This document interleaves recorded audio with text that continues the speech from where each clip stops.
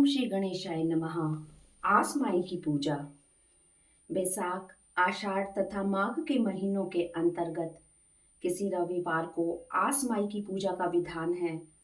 ज्यादातर बाल बच्चे वाली महिलाएं यह व्रत करती हैं। इस दिन भोजन में नमक का प्रयोग वर्जित है। तांबूल पर सफेद चंदन से पुतली बनाकर 4 कोड़ियों को रखकर पूजा की जाती है। इसके बाद चौक पूर कर कलश स्थापित करते हैं। उसी के समीप आस माई को स्थापित करते हैं। पूजन के बाद पंडित 12 पोटियों वाला मांगलिक सूत्र व्रत करने वाली महिला को देता है। भोग लगाते समय इस मांगलिक सूत्र को धारण करना चाहिए। आस माई की कथा।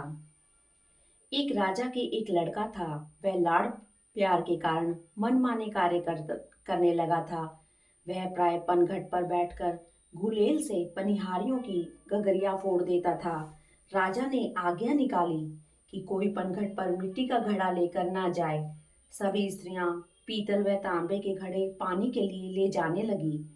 जब राजा के बेटे ने लोहे व शीशे के टुकड़े से पनहारियों के घड़े फोड़ने शुरू कर दिए, इस पर राजा बहुत क्रोधित हुआ। अपने पुत्र को देश से निकाल जाने की आज्ञा निकाल दी। राजकुमार घोड़े पर बैठकर वनों को चल दिया। रास्ते में उसकी मुलाकात 4 बुढ़ियाओं से हुई। अचानक राजकुमार का चाबुक गिर गया। उसने घोड़े से उतरकर चाबुक को उठाया तो बुढ़िया ने समझा कि यह हमें प्रणाम कर रहा है।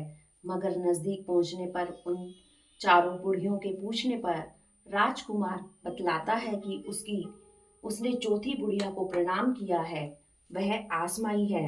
इस पर आसमाई बहुत प्रसन्न हुई और उसे 4 कोड़ियां देकर आशीर्वाद दिया कि जब तक ये कोड़ियां तुम्हारे पास रहेंगी तुम्हें कोई हरा नहीं सकेगा। समस्त कार्यों में तुम्हें सफलता मिलेगी।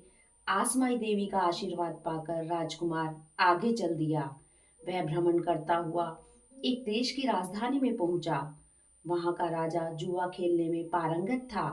राजकुमार ने राजा को जुए में हरा दिया तथा राजा का राजपाट जुए में जीत लिया। बूढ़े मंत्री की सलाह से राजा ने उसके साथ अपनी राजकुमारी का विवाह कर दिया। राजकुमारी बहुत ही शीलवान तथा सदाचारिणी थी। महल में सास ननद के अभाव में वह कपड़े की गुड़ियों द्वारा सास ननद की परिकल्पना करके उनके चरणों को आंचल पसार कर छूने तथा आशीर्वाद पाने लगी। एक दिन यह सब करते हुए उसने राजकुमार से सास ननद की सेवा करने की अपनी इच्छा बताई। इस पर राजकुमार सेना लेकर अपने घर को चल दिया। अपने पिता के यहाँ पहुंचने पर उसने देखा कि उसके माँ बाप निरंतर रोते रहने से अंधे हो गए हैं। पुत्र का समाचार पाकर राजा रानी बहुत प्रसन्न हुए। महल में प्रवेश करने पर बहू ने सास के चरण छुए।